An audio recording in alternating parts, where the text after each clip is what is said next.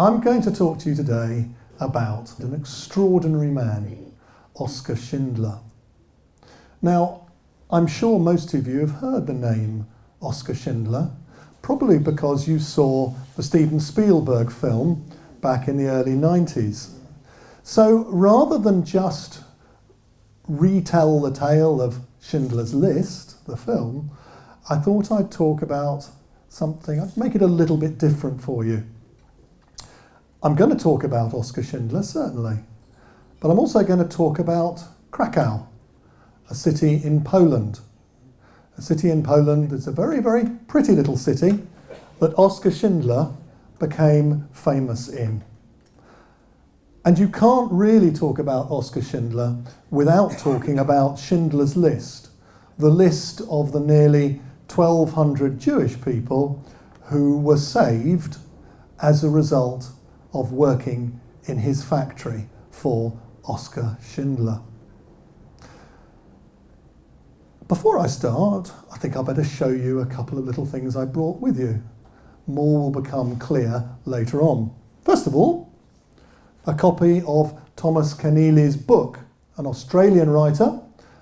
He originally entitled his book Schindler's Ark, rather like Noah's Ark. But the name was then changed to Schindler's List because it was felt, when it was going to be made into a film, that the film was all about lists and people on lists. So the name was changed. I've also got one or two little things here. There's a funny old brick. There's a couple of very old shoes. They're very worn out, aren't they? There's a funny little metal thimble. And there's a very rusty pair of scissors. And there's a marble. And there's a button. There's a little heart-shaped button. There's a rusty old spoon.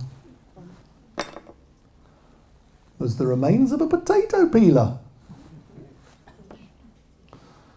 There's a little children's metal horse. And there's a funny old pot. A funny old red pot. And there's a little piece of cloth. I'll tell you a little bit about those later on. But for now, let's just talk about Oskar Schindler, particularly about his time before he came to Krakow. You may not realise, but Oskar Schindler, from a relatively early age, seemed to be getting into an awful lot of trouble. He was born in 1908 to German parents, and they lived together with his sister, his father and his mother in a little town in what we would now think of as the Czech Republic. By the time of 16, he was already a heavy smoker, a heavy drinker. By the age of 18, he had a heavy build, he was over 6 foot tall, and he'd been expelled from school. He'd been expelled from school because he was found cheating in exams, and he never finished his school education. What happened next? Well, there he is. There's Oskar Schindler, quite a debonair-looking young man. At the age of 19, he went with his father to do some work at a family home, and at the family home there lived, there is Schindler. That's one other thing. He loved fast cars. I should have mentioned that. He loved fast drinking, fast living, fast cars, and fast motorbikes. He was actually a very good motorbike rider who took part in races and won a number of prizes. But at the age of 19, he met Emily Pelzel. Emily Pelzel's parents didn't approve of Oskar Schindler, not surprisingly. And the idea of Oskar getting married to their daughter was not very appealing. But they did get married within 3 months of first meeting. They got married. And Emily's father gave Oskar a large dowry. Not surprisingly, knowing Oskar, Oskar soon wasted it on drinking, on clubs, and various other activities. Because it may surprise you to know that by the time he was married, he'd already had a number of illegitimate children. Because Oskar Schindler, as you will have seen in the film, was a terrible womanizer. He loved women. Now, Emily was very, very forgiving. She had had an old gypsy telling her future some years before, and the gypsy had said this. The gypsy said that Emily would have an extensive life with much pain and suffering. There would be a man who would take her away from her home. She would love him, but never be happy with him. And perhaps the old gypsy had something there. But despite that, despite all his womanizing ways, Emily was still devoted to Oskar, and she would never have a bad thing said about him. In her own memoir, she said this: "He was a man who loved life. He liked all women. You can fight against one, but not against 100. You can't change a man who's like that. He loved women. He loved parties. That was Oskar. And I knew I would never change him. I didn't want to change him." The Jewish people who he saved actually said this: "Thank God Oskar was more faithful to us than he was to his wife." So they got married. He had a number of different jobs. The wedding itself was a bit of a disaster. The police had been told that Oskar was already married. He wasn't, but he had been living with a much, much older woman for 3 years, something he never admitted to his wife. He was a bit of a naughty boy. He squandered his money, drinking, going to clubs, and womanizing. And then something happened that was to change him considerably. He had an old girlfriend, and the old girlfriend in 1936 invited Oskar to a party. Now, Oskar loved parties. He loved everything that you could have at parties. Lots of drink, lots of ladies. But at this particular party, his girlfriend had invited a number of senior German officers. Officers who were in the army, and officers who were members of the Abwehr, the intelligence services. It may well have included, at this party, the head of the Abwehr, Wilhelm Canaris. Whatever, they started talking, and they realised that Schindler could be a rather useful man to have in the security services, in the intelligence services. He knew lots of people. He was a great talker. He had lots of connections. And he could talk the hind leg of a donkey. And that is exactly what happened. Oskar Schindler became a spy. A very, very important spy, as it turns out. You'll remember that in 1938, Hitler decided that he wanted to annex what we now think of as Czechoslovakia, but at the time was the Sudetenland. Oskar Schindler was therefore given the job of finding out as much as he could for the Germans about military emplacements, facilities, communications, railways. He wanted to find out about that so that if there was a battle, if there was a war, the Germans would find it that much easier to overcome the opposition. Unfortunately for Oskar, he was caught. And a spy is not treated very well, as you might expect. The Czechs took him to court, and he was found guilty of treason, and he was sentenced to death. Oskar Schindler was going to be executed. But then, as we know, Hitler annexed the Sudetenland, and Hitler made a proclamation that all political prisoners were to be released. And that's what happened. Oskar Schindler got away with it. He got away with an awful lot during his life. So, the Sudetenland was annexed, and Hitler then turned his eyes, as we know, in 1939, towards Poland. Schindler was very important to the German preparations for the invasion of Poland. And when the invasion came, the Polish army capitulated in just 1 week. What happened next? Well, the Germans made Krakow the capital of Poland. And Oskar Schindler was sent to work as a spy to Krakow. So that is how Oskar Schindler ended up in Krakow. Typical Oskar Schindler. Yes, he was going to work as a spy, but he also wanted to use the opportunity to make some money. And as I'm sure you know, he bought a bankrupt factory, and that is where he started to make a lot of money. In the beginning, he used Polish workers, but he found that Polish workers were more expensive than Jewish slave labourers, so he started to use Jewish slave labourers. Now, Krakow is a beautiful city. It's beautiful, well worth a visit, fantastic, lovely, lovely buildings, unspoilt by the Second World War. Unlike Warsaw, which was completely destroyed, Krakow was left very much as it is. I was there 2 weeks ago. For you, I went over to Krakow for a few days with my wife to take some pictures. And here's a picture. Lovely sunny day, the main church, and this cloth hall, which you can see here. It's got lots of little shops selling jewellery and what have you. It's a very attractive city.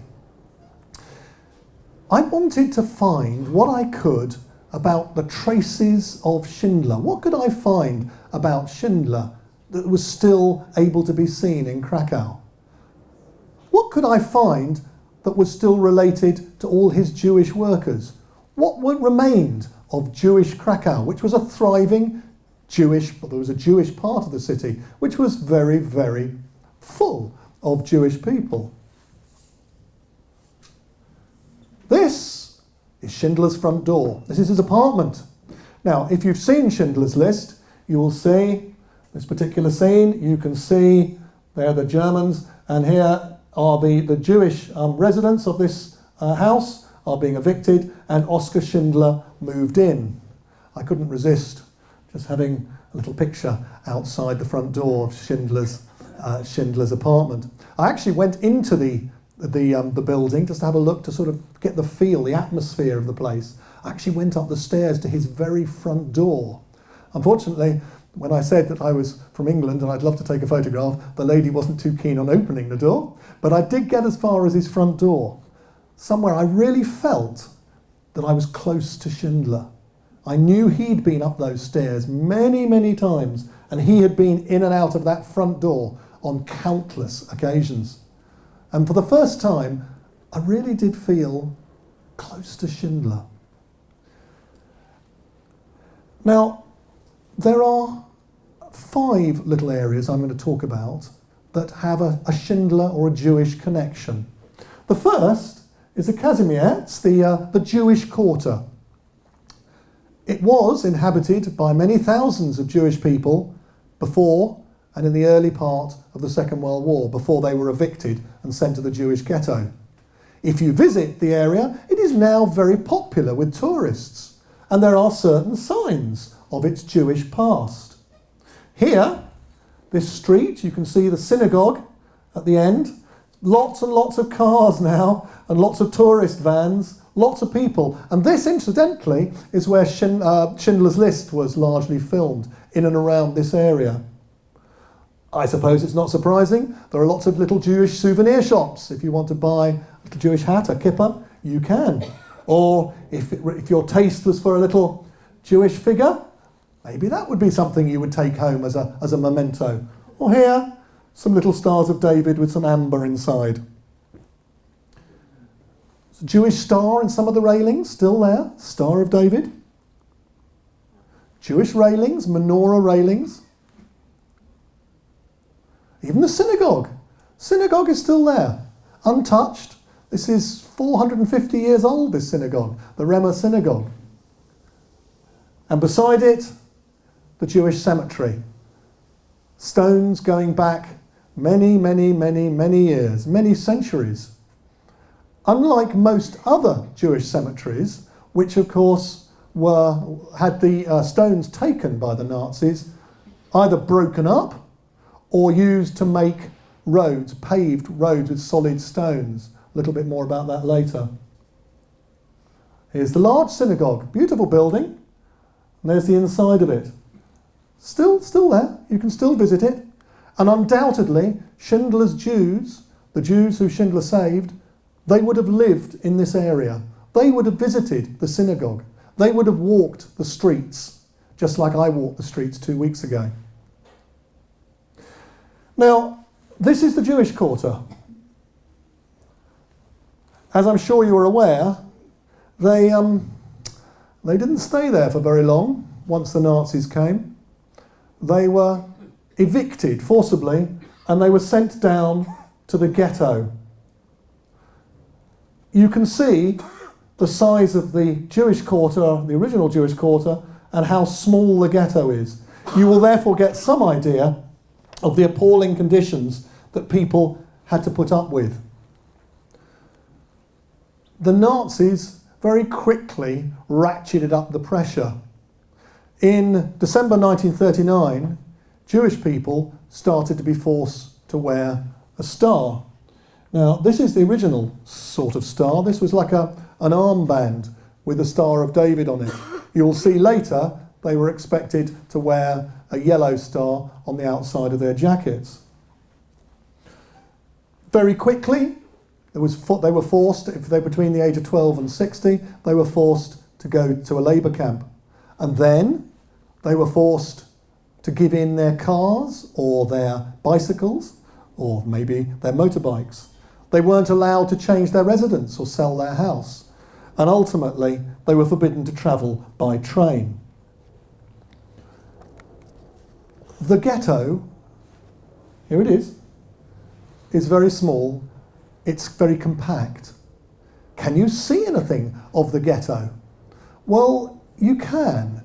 Even though Steven Spielberg decided not to film the ghetto scenes in the actual ghetto because it had been modernised in many ways, there are still many buildings in the ghetto that are still there. Buildings that Schindler's Jews would have known, would have seen on a daily basis. So, Part 2, the ghetto in Krakow. It was surrounded by a wall with 3 main gates. And it was guarded, heavily guarded. You couldn't just walk in if you felt like it. It was very, very controlled. Bits of the wall are still there. They are still in existence. This is the main square. This is the assembly square. Now, Jewish people were forced to assemble here before going into the ghetto, but they were also found here before the trains, some trains took some of them to Auschwitz. And we all know what happened in Auschwitz. On the corner by this square is this little building. Very brave man lived in here. Very brave man. He was not Jewish, but he was a pharmacist, and he provided pharmaceutical products, medicines, for people in the ghetto for as long as he possibly could, for as long as he still had those things available. He helped the Jewish members of the ghetto. You can still visit that little pharmacy shop, it's still there. And this building was the Jewish Council building. An important building, still there. Features, you'll see it in Schindler's List. You'll see Jewish people coming to make complaints about this or complaints about that, and Jewish people sitting behind desks trying to sort out their problems. Schindler wasn't the only one to have a factory. Two other Austrian Germans, German Nazis if you like, had factories. Here's one of them, such as it is, that made clothing for the Germans. And here is another. You can still see it with, it's called the Optima factory. The name is still there after all these years. It's no longer a factory, but that is a factory building where a large number of Jews worked. And then we have this building, which is very much still there. I found this building really quite shocking to stand beside. I'll just read you something. This is the hospital, the ghetto hospital. And you will probably remember the scene from Schindler's List. I will read you just a very short bit about somebody who was a witness to what happened there. Even before the trains could leave for Auschwitz, several hundred small children were shot in the entrance to one of the houses, and several hundred old people were shot in the streets. The sick were also killed. When the Gestapo entered the hospital, an officer ordered Dr. Sigmund Fischer to abandon his patients. He refused to do so and was shot, together with his wife and child. The patients were all then killed in the wards. Very shocking, very, very shocking. Particularly shocking for me as a parent when you know what had happened in that building. Today it's a modern street and the building is still there, but when you think about what happened in and around that building, it really gave me a sense of being in touch with the past. This is what somebody else wrote. Young children were led by the hand around a corner and lined up, one in front of the other. With a single rifle shot, several children were killed with one bullet. On March the 13th, 1943, when the ghetto was liquidated, I was selected for labour and taken to Plaszow concentration camp. I was ordered to join a detail to dig mass graves. On the next day at 10 o'clock in the morning, flat-top wagons loaded with corpses started to arrive. We buried thousands that day. All the Jews left in the ghetto had been shot. Now we talked about the children. Well, number 22, that is the children's home. That is where the children were all murdered. 2 weeks ago, I just stood outside that door, and it was a very sobering experience. So, most of the Jews from the ghetto were taken, if they weren't taken to Auschwitz, they were taken to the forced labour camp at Plaszow. Plaszow is about 2 kilometres, maybe 3 kilometres from the ghetto. I wanted to see how far it was to walk. It was a hot day, actually. It was a very, very hot day.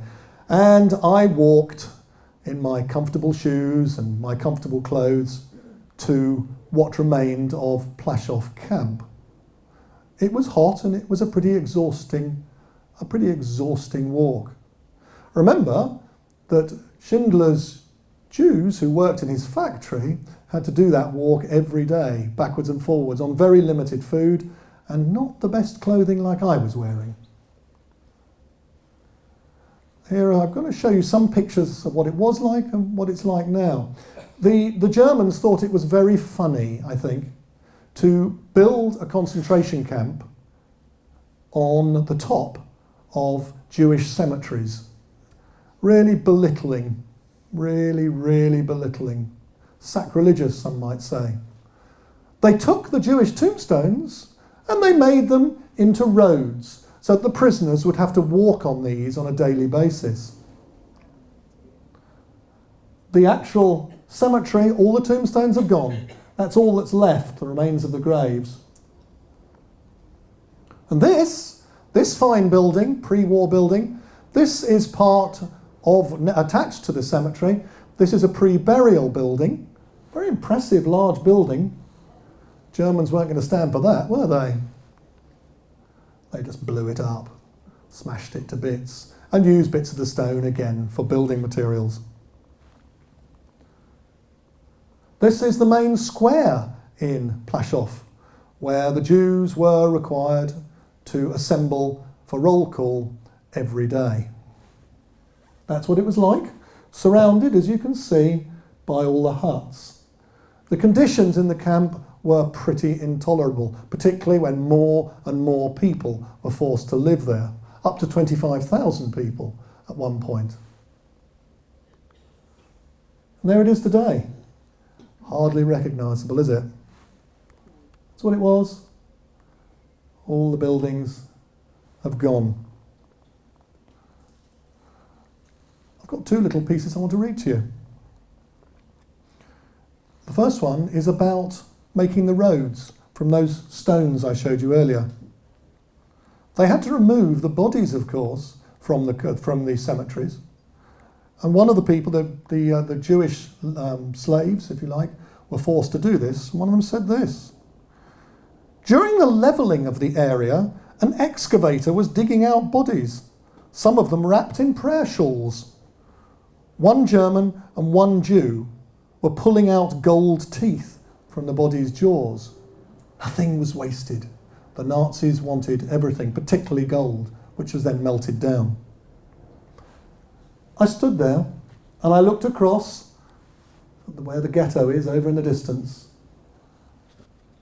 and I read this. And this, perhaps, it's a scene actually that is captured very well in Schindler's List. As I say, as a parent, I found this particularly chilling. "They ultimately got rid of the children residing in the camp. From the Appelplatz, we saw them from a distance, placed on trucks, surrounded by an armed cordon. They were taken from the children's barrack because they did not attend the roll call. The children cried, waved their hands, while their families wailed with pain, to the accompaniment of music from the camp loudspeakers, playing a well-known song entitled 'Mother is Watching Over the Cradle.' A few of them survived, hiding themselves in the sewage pit. I witnessed an execution of 10 people for an escape by one prisoner in September 1943. Among those 10 was a woman with her small 7-year-old son. The child was very much afraid of dying, and he was cuddling up against his mother, asking, 'Mummy, does it hurt very much?' His mother was crying and explained, 'No, only for a little while.' And then they were shot. One German took his gun and shot first the child, then the mother.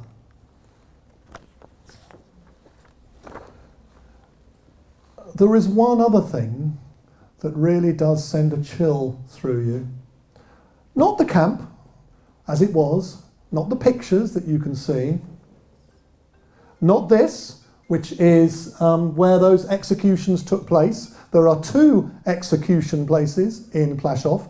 That wasn't the thing that actually shocked me or I found a cold chill from. It's this man, Ammon Gert, the camp commandant. You'll have seen him in Schindler's List. Terrible man, brutal, ruthless, murdering killer. And here he is, pictured on the balcony of his house. Now, he probably didn't, as in the film, shoot people in the camp, because the camp is actually would have been obstructed by a hill.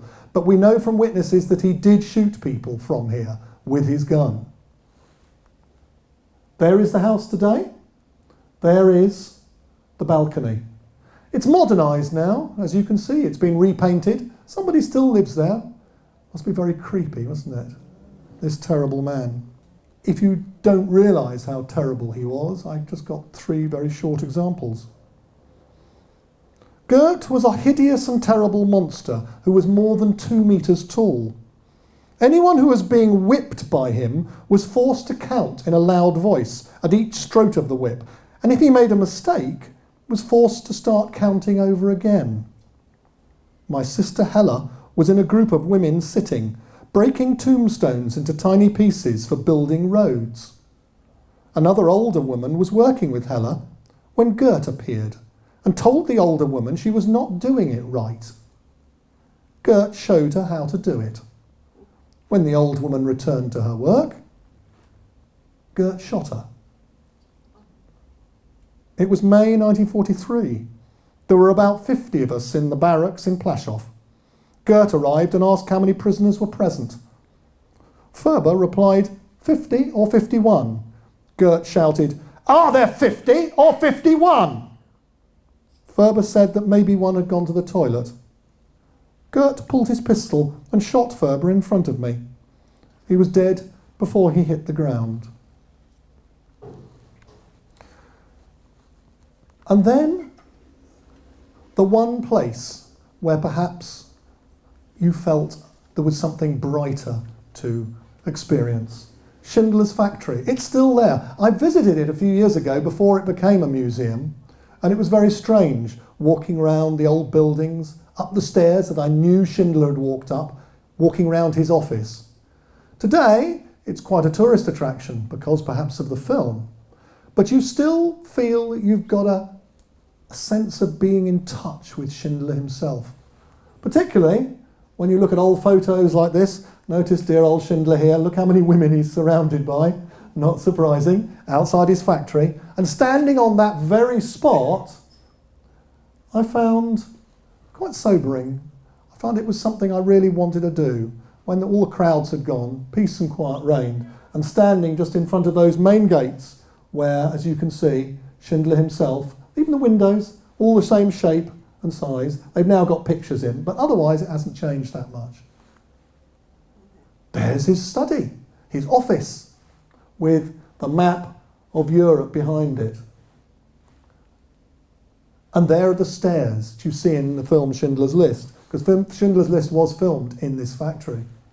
The stairs up which Schindler would have regularly gone to his office. I walked up those stairs a number of times. I wanted to get a feel for Schindler himself. And there is a copy of one of the many lists that was made with all those Jewish workers who Schindler actually got to stay in his factory. He actually brought them out of Plaszow and built buildings in the camp itself so that they could be safe from intimidation from the Nazis. And there is his other camp, because of course Schindler ultimately left Krakow and went back to Czechoslovakia, where he started a new factory and took his Jewish workers with him. And there they are. There they are. You can still see the factory, although it hasn't yet been turned into a museum. It's not in Krakow. As I said, it's some hours away in Czechoslovakia, but I would like to go there next. I think that's somewhere I would like to go. It's on my list. I brought a number of things in. I thought I'd bring you this. It's just an old pot. It's a bit rusty. That is an actual pot produced in Schindler's factory. It's actually a Schindler pot. Actually, for a long time, I didn't realise that it was quite as important as it is, and I use it as a dog bowl for water. But it's actually a very, very important item. There aren't many genuine Schindler pots around in the world. There's one of them. There's one place I must obviously talk about briefly, and that is this. Auschwitz is about 45 minutes from Krakow, and many, many people ended up there. It is not 100% a death camp, although that is certainly one part of it. It is also a slave labour camp. Here it is. There's the famous gate. There's the famous railway line in which many, many hundreds of thousand people travelled, many of them never to come out again. And that's looking down from that tower I've just shown in the last picture. There's the tower, and there's the view you get. Here is the unloading platform. There it is. Trains would come up here, stop, and the people would be unloaded onto the platform. Here's a picture of them, all being unloaded. There they are. Notice the Nazis, and notice all the people, this line of people, being sent either left or right. One way, you would be put to work and you would survive for the time being. The others, you had a very short journey. There they are waiting, little children. Notice Star of David on all of them. There are these little children on their last walk, their very last walk. They're off to the gas chamber at the end of the camp. They would undress and they would be gassed, and then their bodies would be cremated. The Germans, of course, well, they blew up the crematoria and they blew up the gas chambers and they blew up the undressing rooms because they wanted to hide the evidence. Well, they were only partly successful. Of course, there were so many witnesses, and there were some pictures, of course. Now, there are lots of piles. All the clothing, all the suitcases that they brought with them, those little children with their little suitcases, with their little private possessions, hoping that they were going to a better life. In fact, all their possessions, of course, were stolen from them. Sorted by, as you can see, Jewish workers. These are all Jewish workers, but watched over all the time by guards. There are all those packages. There they are. You can still see many of those packages in Auschwitz. Piles and piles of suitcases. Shaving brushes, thousands of them. Pairs of spectacles, all neatly sorted. Millions of pairs of shoes, including some little children's shoes. And some children's clothes. And some children's hair. Pigtails still attached, and ribbons.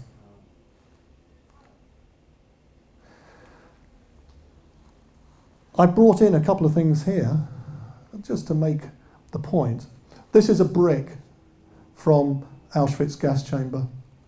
This must have been very close to so many people who spend their last few minutes there. And here, those possessions that were piled up on the unloading platform, here are some examples, like this little children's marble taken from their suitcase, or little heart-shaped button, or little metal toy horse, or two little children's shoes. After the war, Schindler had a tough time in many ways. None of his businesses worked. He didn't make money. He'd spent all his money that he made in Krakow. He'd spent almost all his money on looking after his Jewish workers by providing them with food, by bribing guards, by bribing the SS to ensure their safety. He went to Argentina with his wife Emily. Emily was still with him for a bit. They didn't separate for an awful long time. And she still never said a bad word about him. He was still very popular with the ladies, particularly, obviously, the ladies who he had saved. And he went back to Israel on many occasions to meet them. And they, ironically, provided him with some money to keep him afloat. He became quite a star, quite a celebrity, loved by so many people, particularly in Israel. Not so popular in Frankfurt, where he eventually ended up. He was accused of being a Jew lover On more than one occasion, people would shout at him in the street. So perhaps he felt more comfortable with his friends, his workers, back in Israel. And he was honoured. He's honoured around the world. Many streets have been named after him. He was named righteous among the nations by Yad Vashem. Yad Vashem is the Israeli Holocaust Museum and Foundation who recognises the work of people who helped Jews during the war. He has his own tree. I visited it some years ago. So we're almost at the end, but I've got one more thing I'd like to show you. For me, part of my own journey of searching for Schindler was this. And this is where I actually got the closest of what remains of Schindler. I was able to stand by his graveside, which is at the Catholic cemetery in Jerusalem. The end of Schindler's List was filmed there. There is Emily Schindler, who you may remember from the film. Do watch it again if you haven't seen it. Emily Schindler, who was the last one to come and place a stone on Schindler's grave. Jewish people, the tradition is rather than leaving a flower, you leave a stone, because a stone lasts. And then the families of all the remaining surviving Jewish people who he saved. Interestingly, there is Liam Neeson, who played Oskar Schindler in the film. And my final slide. There's me, just by the grave of Oskar Schindler. Very peaceful afternoon, whereas I was able to perhaps get as close as I would ever get to a quite extraordinary man. Thank you very much.